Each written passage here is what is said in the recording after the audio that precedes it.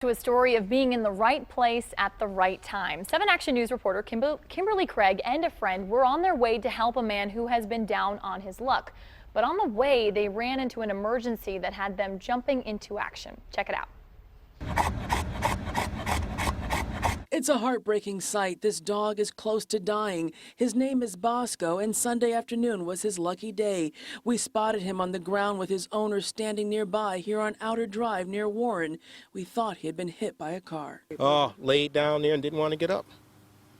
Poor dog. Bosco was suffering from heat stroke, and if he didn't get help soon, he was going to die. You're okay to surrender him to Detroit Dog Rescue? Yes, I am. His owner told us she recently moved and she was walking Bosco the mile or so distance to her new place.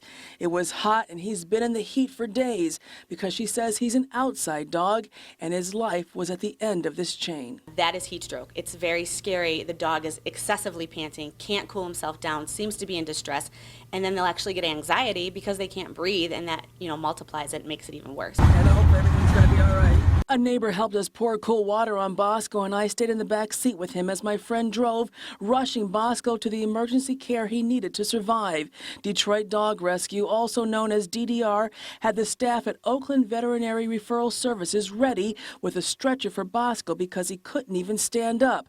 They put him on oxygen and IV fluids, and his temperature was only down to 104. It should never get to that point. That is critical. Your dog is in the hospital. Roscoe will be staying in critical care for at least 3 days now, it's looking like, because his liver may have been damaged from that incident. DDR's Christina Rinaldi says what happened to Bosco is a heartbreaking warning to dog owners. Heat stroke doesn't just happen when dogs are kept in hot cars. Signs you want to look for are excessive drooling, excessive breathing where they can't catch their breath, if they're getting lethargic, if they're starting to lay down and pant. Dogs cool themselves off, very different than humans. It's not really sweat that they use. They get cool by their panting, by their breathing, and they actually sweat through their paw pads. You always want to have water accessible to your dog when they're outside and try and keep them out of direct sunlight. On the concrete, especially asphalt, if it's too hot for you to touch it, it's definitely too hot for your dog to touch it, and their paw pads will actually start to deteriorate and burn. Bosco's owner surrendered him because she said she didn't have time for him anymore.